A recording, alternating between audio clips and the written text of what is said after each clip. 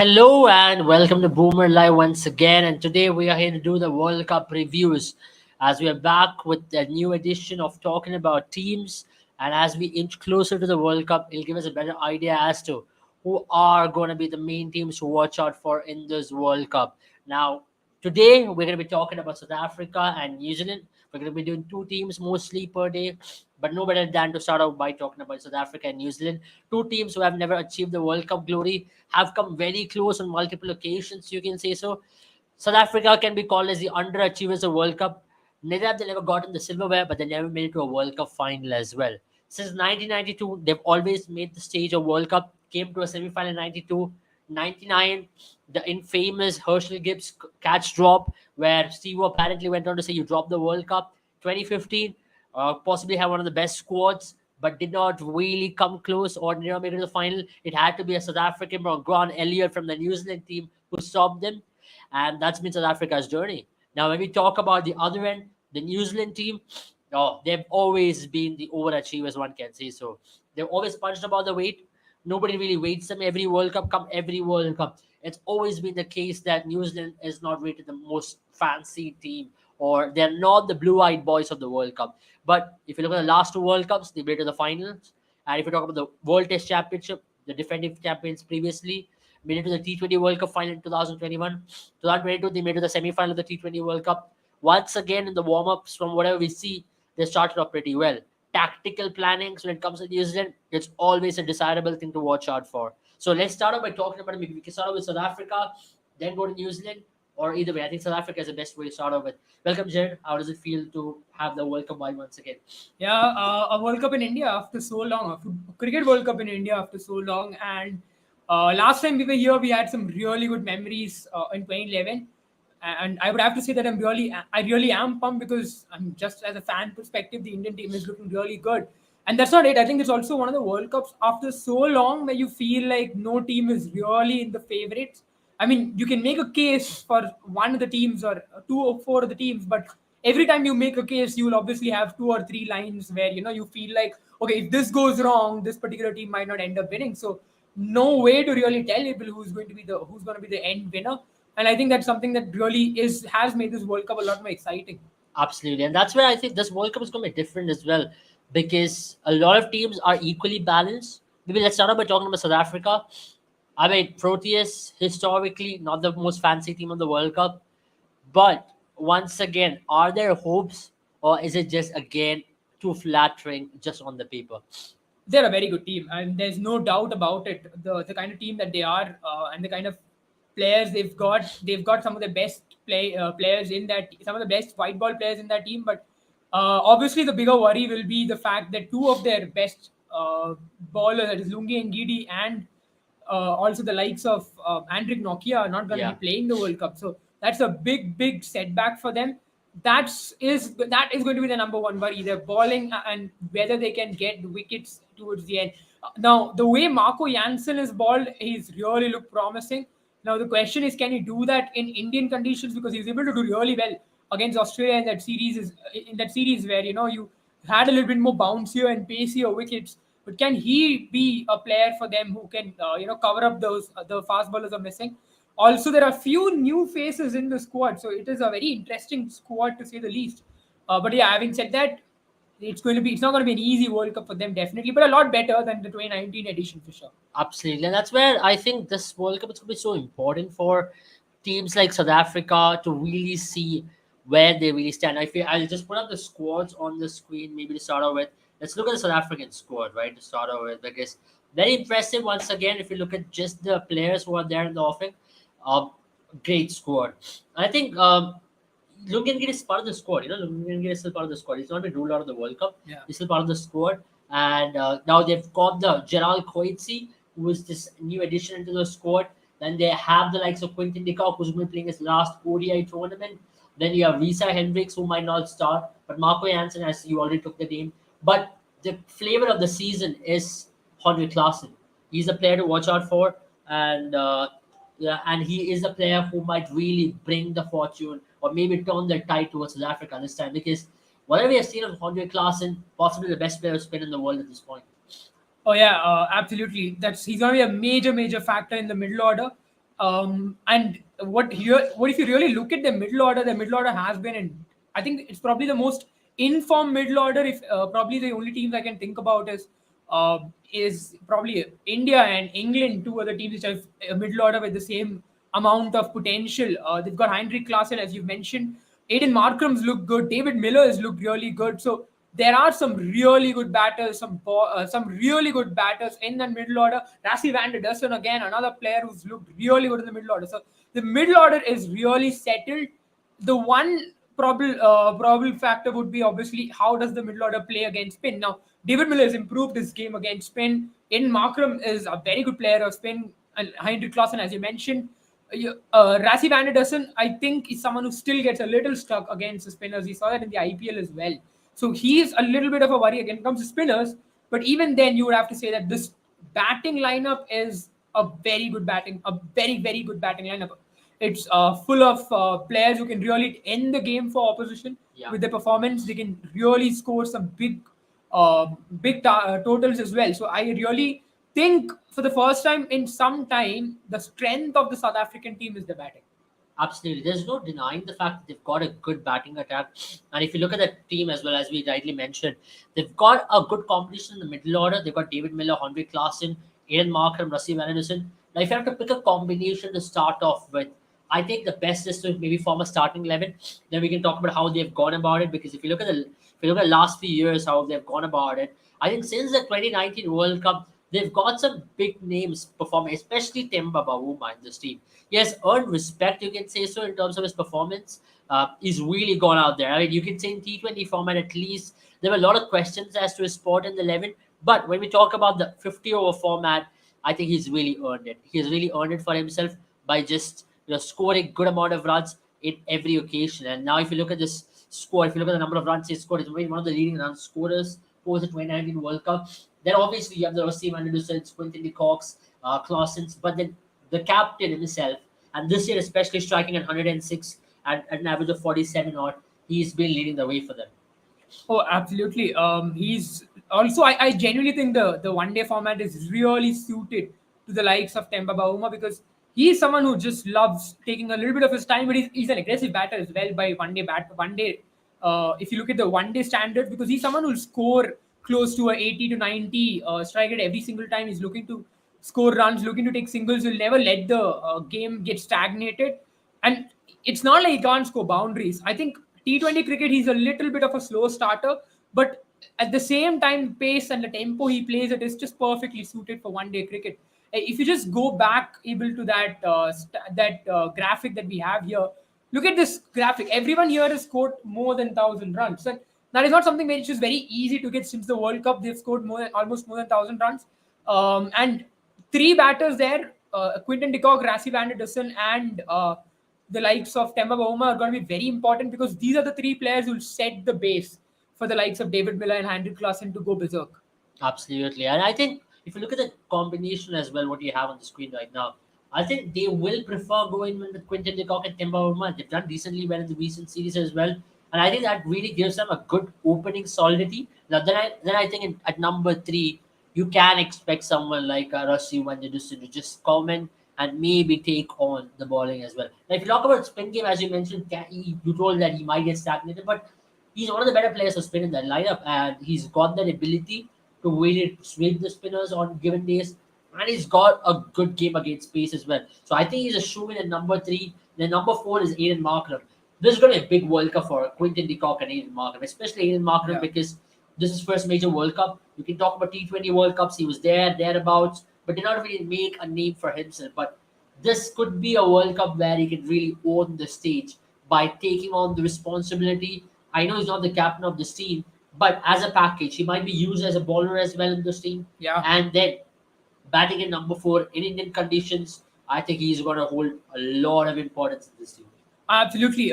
We've already seen with probably the likes of Sri Lanka as well how important a player who can bat in the top order give you the 30 40. I mean, not even 30 40, but rather, if you look at him, Markram, a 60 70 almost every second game, and come back and ball and pick up one or two wickets. He's also someone who will fit in really well with the likes of Tabrez Shamsi and Keshav Maharaj because you've got a left arm spinner, you've got a left arm leg spinner, and then you've got an offie. So which means you've covered three bases, three possible different variations of spinners. And Aiden Markram is someone who's not afraid to turn the ball. We've seen that in the IPL as well. He can turn the ball fair bit. I'm not saying he's going to turn the ball as much as an Ashwin does, but that doesn't mean he doesn't attempt to turn the ball. He does turn the ball a little bit more than what you would see with batters. I mean, a top order batters as such. So which means he is a threatening bowler. He's not someone who you can just wave away.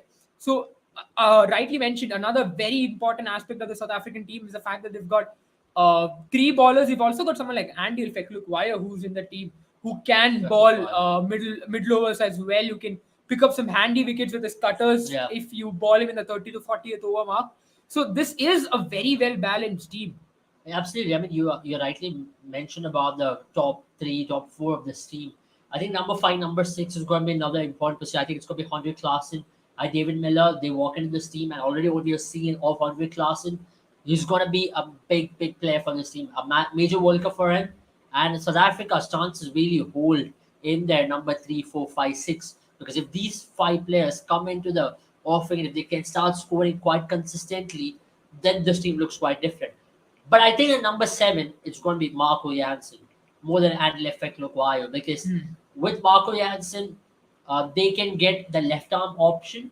At the same time, a batter who's reliable, then they can afford to play two spinners in Keshav Maharaj, Tabriz Ramsey, then maybe a Gerald Coetzee and a Rabada. I think this is a very interesting tournament for someone like Gerald Coetzee, primarily because he's a new package. Nobody really knew Gerald Coetzee before the SA20 earlier this year, but he's really made a name for himself.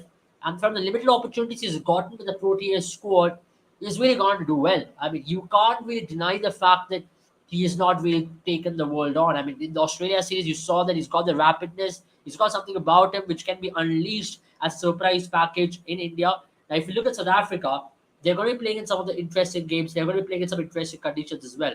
Now, that's going to be very interesting because they're going to be starting off by playing against. I think going to be playing against first match against New Zealand. No, not New Zealand. Who are they going to play against? I just check it out. 1 minute. I think they're going to be playing Bangladesh. I know to start off with, because Bangladesh is a big game for them. It is going to be played in Wankhede, from what I know. They're going to be playing Sri Lanka to start off with. So Sri Lanka, they're going to be playing in Arun Jaitley Stadium. Then they're going to be playing. Then they're going to move in, and then they're going to be playing Australia, which is going to be playing in Lucknow. Then they're going to be traveling to Dharamshala to play Netherlands. Then South Africa and England in Wankhede.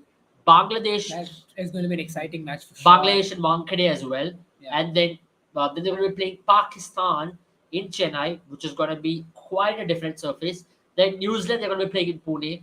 Then South Africa in Eden Gardens. And Afghanistan. South Africa, India in Eden Gardens. And then Afghanistan is their last game. I think they're going to be playing this in Ahmedabad. So that is their journey to this World Cup. And if you look, the first couple of games, this is where it's going to be very interesting. Come Sri Lanka, come Australia, two surfaces which is quite unpredictable given all the circumstances of what we have seen. If you look at the surface in Ekhana Stadium in Lucknow, or for that matter, in Arun Jaitley Stadium, we do not know what the surface is going to be. So this is where South Africa will have to they might fancy the chance of playing Tabriz Shamsi and Keshav Maharaj. I think that's going to be the combination throughout the World Cup. But especially in that game, they will really fancy the chance of playing these two spinners alongside Aiden Markram as a third option, and then they might be sitting deep there. Oh yeah, and it is a very interesting thing, Abel, that both these players have done really well. If you look at their wicket taking since the end of the 2019 World Cup, you'll see that Tabriz Shamsi is the one who's taken the most wickets, which is very unheard of when it comes to South African cricket.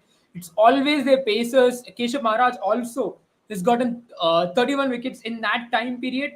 So, and my favorite part about this is their average and their economy, right? Tabriz, I mean, someone like Maharaj has done a very good job when it comes to economy. 4.61. He doesn't allow batters to get going at all. And in conditions like India, where someone like Keshav Maharaj is a very clever bowler, and I know Tabriz Shamsi's gotten more wickets than him, but I still believe that Keshav Maharaj is going to be the leader of the pack when it comes to these venues, because he's someone who's very clever. He's someone who's very accurate, and accuracy is something which is going to be very important when it comes to the match is still going to be held in this World Cup because you don't want to give the opposition team too much away. Tabriz Shamsi is well 5.53, a very decent economy, and his average is a lot better. It's below 30 mark as 30 mark as well, which is not easy when you predominantly play your matches in South Africa as a spinner. That means the way it's going to be is Tabriz Shamsi is going to be the more attacking option for Temba Bavuma, and Keshav Maharaj is going to be the one who's going to rein in the batters. So batters are going to try and take advantage of Tabriz Shamsi. That's Yeah. where he'll get those wickets. Aside from that, I'm still excited to see how Coetzee goes about it because he's again someone who I believe has got the skill set to do really well in India. You already mentioned his name. He's someone who's got the slower balls, those cutters, and he's got a very good Yorker as well. So could be a very good option in death bowling. He's been a slight bit wavered when it comes to death bowling. Sometimes he loses his accuracy. But if he can work on that, it's not going to be easy for teams to get away with the South African bowling attack as well. I think the biggest issue is going to be the death ball because Rabada Yeah. hasn't been the same old Rabada, or there's no Henrik Nokia, and Marco Jansen does not really fancy himself bowling the death. So the biggest issue is going to be death bowling. If they might want to get Lungi and Gill to do that job, maybe they might, or Lizard Williams, but majorly it's going to be on Rabada, Marco Jansen, and Jalal Coetzee to really do the death bowling job. I think Marco Jansen at number 7, Keshav Maharaj 8, with Rabada 9, Tabriz Shamsi 10, and Jalal Coetzee will be the starting 11 for majority of Yeah. the matches.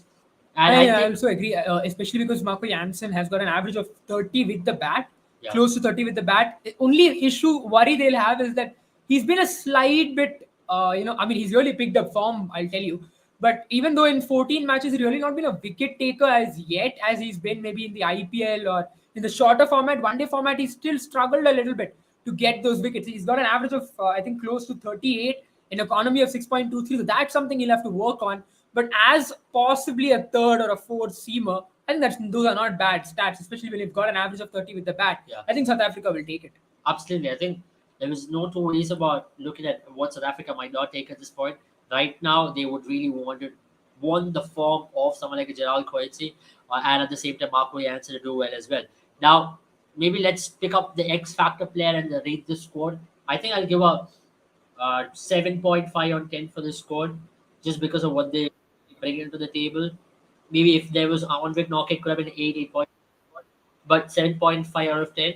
And then looking at what they can do as an X factor, I think I will pick Marco Jansen as an X player because if he has a good World Cup, maybe picking up wickets up front with a new ball and scoring those runs at number 7 alongside Henrik Klaasen, I think these two are going to be their X factor players. What about you? I will say probably I think a 7 for me, Abel, because only issue that they have had is the form has really not been that good away from home a little bit. They've seemed to struggle when it comes to away from home. If I'm not wrong, I think they've won predominantly most of their matches at home in this one day cycle since the 2019 World Cup. So that's the only worry I have. How will they perform outside? And they've really looked a bit shaky as well, when it comes to the one day format, that is. But having said that, this team can really surprise you. I still will say they have an outside chance when it comes to the semifinals. They're not really Yeah. in the semifinals yet for me, my prediction wise. But yeah, I think 7 just based on the kind of experience and the kind of way that they can really be a good team if they really come to their own. Right. And that's about it for South Africa. Let's move on to the next squad, which is a New Zealand team. The finalists of the 2019 World Cup lost the World Cup by the barest of margins, as one would say so. And yeah, can't really blame them. It is the worst heartbreaking way to lose a World Cup. And went on to get an IC trophy in the World Test Championship form. Played another World Cup final in 2021. Played as a World Cup semi-final in 2022 when nobody expected them to even make it to the semi-finals. Here they are, start of the warm game against Pakistan, showing what they can really do. Showed that might of tactical nuisance of the New Zealand team in terms of how they can be aware of using and utilizing players. Let it be from the 92 World Cup onwards. This team has always been the team who has really never shied away from experimenting and using new things to world cricket. In 2015, you saw a dynamic way of Brendan McCullum Yeah. playing. 2019, you saw a more compact team doing a lot of basics right, especially when it comes to bowling plans and English conditions really suited them. Kane Williamson was on the charge. Then when you talk about 2011, playing the semi-final of the World Cup, did a lot of basics right even there. goes back to talking about Ross Taylor or Nathan McKinnon and all these guys, Daniel Vittori. These guys were prolific in the 2011 World Cup, playing the semi-final. Nobody talks about that. That every World Cup, you name it, and they've always been there and thereabouts. Once again, there's an opportunity for them to really go long in this tournament and make it to the semi-finals if possible, or make it to the finals once again. How do you rate this team? I mean, a very interesting squad. It is. It really is. Again, a team which is full of utility players. I think that's the one thing that comes to mind. When you have New Zealand that is against you, because they're full of players who will always raise their hands and always do the job. They're not fancy players. You won't see a lot of tattoos. You won't see a lot of aggression. You won't see a lot of star power. But what they do is they get the job done, and they're very clinical at it. And although I have a little bit of a worry when it comes to their performances, because this year their one day really hasn't been a one day form really hasn't been their best. They've sort of struggled when it comes to this when it comes to their one day form. But having said that, if you saw what they did against Pakistan, it might seem like whatever they did is now in the past, and not because again it's something that happens with every New Zealand team, right? There you go. As you can see, 42 percentage of 42 win percentage this year in the one day format, and since 2019, all their losses have come away from home as well. So that's another worry that you'll have. How can they manage playing away from home? But then that this is a team which does differently when they're playing ICC tournaments, and a team which does very differently when they're playing in bilateral. So you saw already in the warm-up game how clinical they look. The bowling again is the biggest concern, especially their middle overs bowling. I think that is the biggest worry that they'll have. Who picks up wickets for you in the middle overs? Is it Ish Sodhi? He is their man who picks up the wickets in the middle overs, as you can see on there.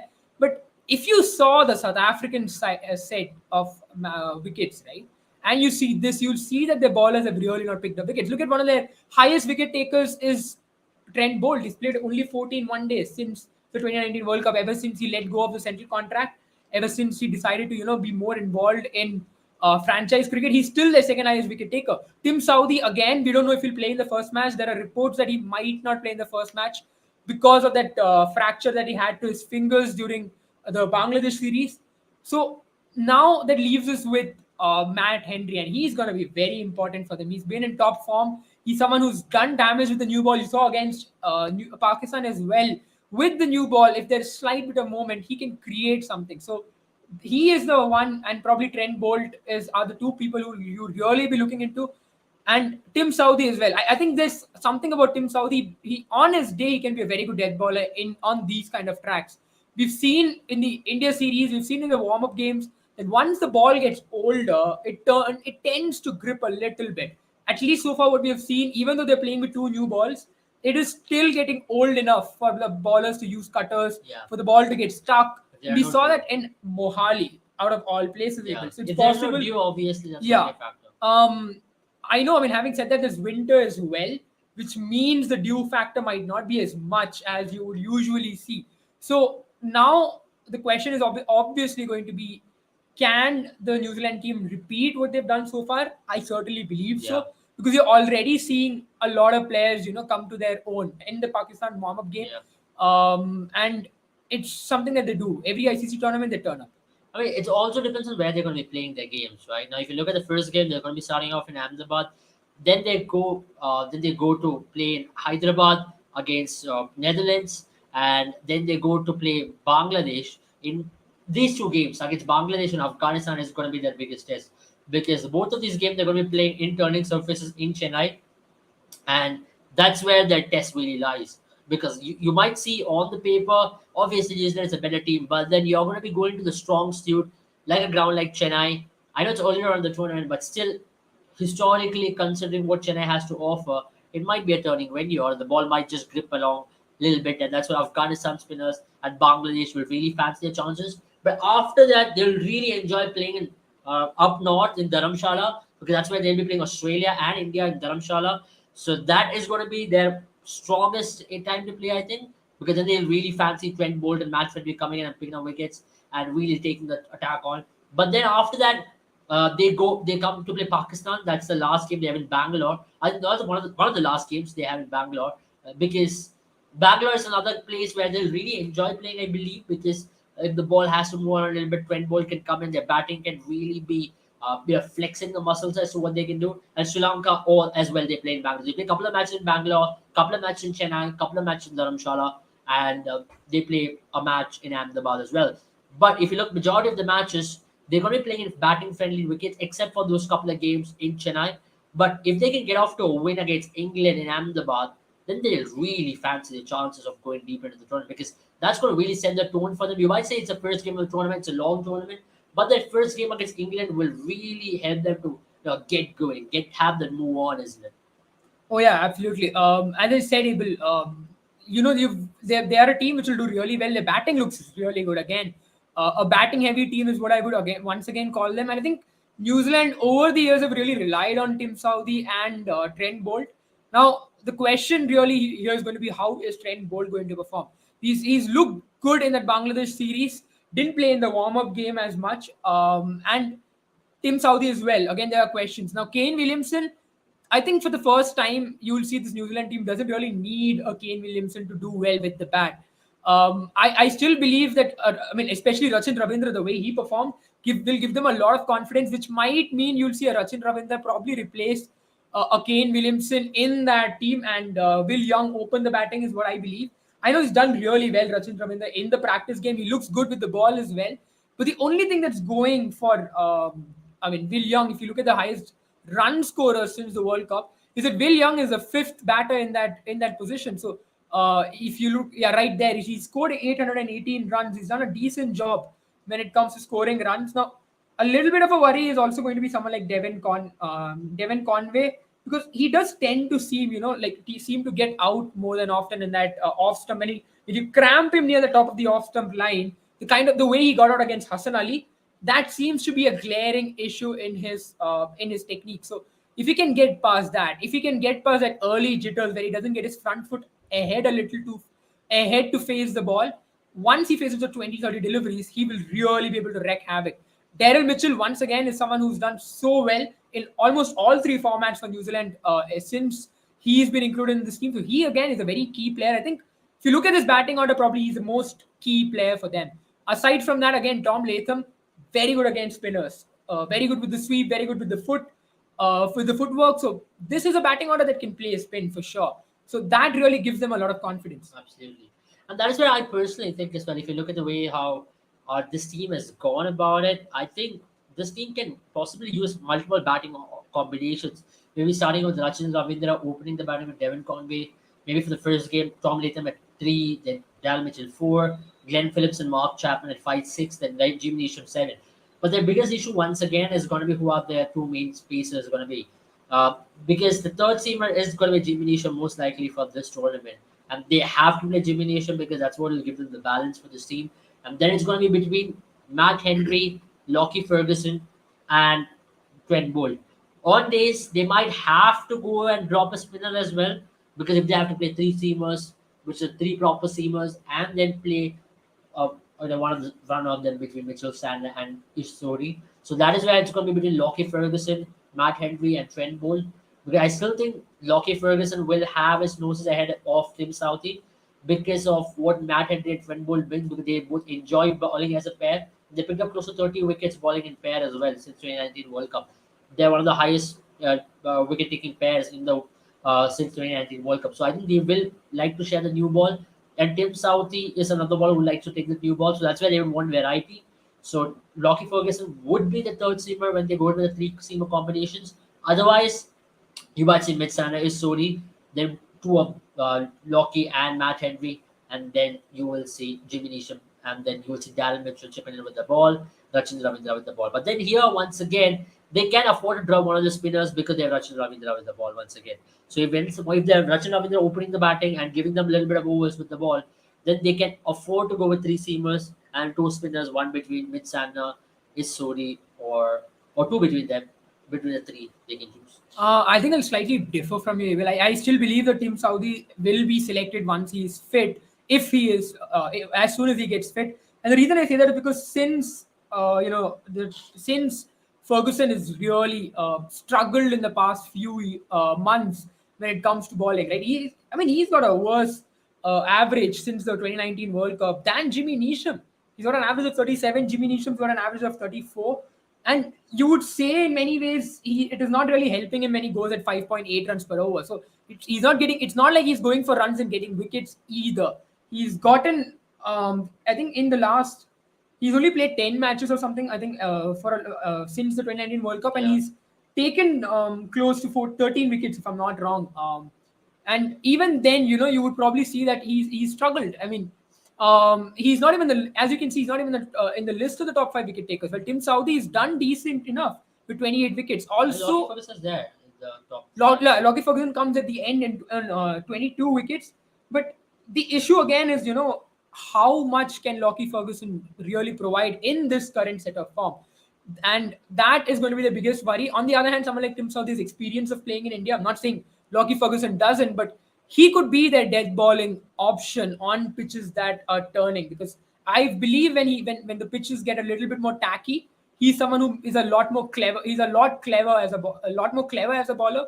We've seen that when he played for I think Kolkata Knight Riders, where he did a better job than Pat Cummins in the death overs. So I would still go ahead with the Tim Southee just because of the kind of experience he brings in.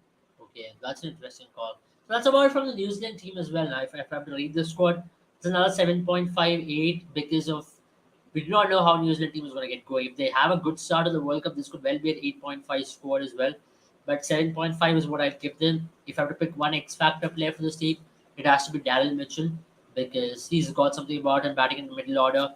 He did not play the 2019 World Cup, so it's his first World Cup as well. And he can offer a little bit with the ball on surfaces which might hold a little bit. Ball's slow medium pace and can be a solid batter at number 5. He can play spin well, uses speed against spin, and can be destructive against pace. So he's going to be a very important player. And then, if I have to look at the player to watch out for, I think Mark Chapman. If he gets an Yeah. opportunity, I think he's going to be an interesting player to watch out for. And then that's the New Zealand team for me. And Rachin Ravindra looked very exciting. If he has a good World Cup as well, I think New Zealand team will be in a good stead to make once again to the semi-final. They might just creep into the top 4 without even you knowing. Yeah, I think for me it's going to be Glenn Phillips available. If he plays. I If don't he think he's gonna plays play. that, if he plays that is, if he plays, I still believe he can be a very valuable, a player for this team. I know he's slightly been on the down for a long time in this format, but he's not done bad at all in many ways. You would probably say that again with the fact that he can ball as well. He can ball right arm off spin as well. So you can just add him in there. He's someone who could be an X factor who can produce something out of nowhere, and he plays spin really well as well. He's got both the sweeps down. He's someone who plays really well down the ground.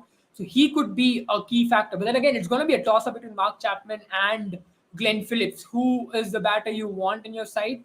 For me, I would still go with Glenn Phillips a little bit over Mark Chapman. I know he's done extremely well. It's just that I kind of, you can say, personal bias from my end. But if I ever have to rate the team again, probably for me, a 7.5 able because I think there are some uncertainties with this team. Right, the biggest uncertainty with this team is their bowling, is their spin bowling. Really, who will get those wickets in the middle overs? We saw that against Pakistan, right? Against Pakistan, the seamers bowled brilliantly. They curtailed Pakistan. Pakistan did not have the kind of start they were looking for. But then the game changed the moment spinners came in. They were not able to keep the team locked. They were not able to keep the team from scoring runs, and they were not able to get wickets. You saw Rizwan and saw Shakil really build into the end, and that really cost them. That cost them easily 80 to 90 runs. So that is going to be the biggest worry. Absolutely. Will Santner and Ishsodi be the ones to pick up wickets? So yeah, that's about it from us, and we've rated New Zealand and South Africa for the day. We're back tomorrow for rating more of these squads. So stay tuned in Boomer 11 for all the latest updates. We'll be here giving you all the updates for World Cup, and we'll be joining you live throughout the World Cup as well. Have a good time, all of you, and see you all very soon. Bye bye. Take care. Bye bye, guys.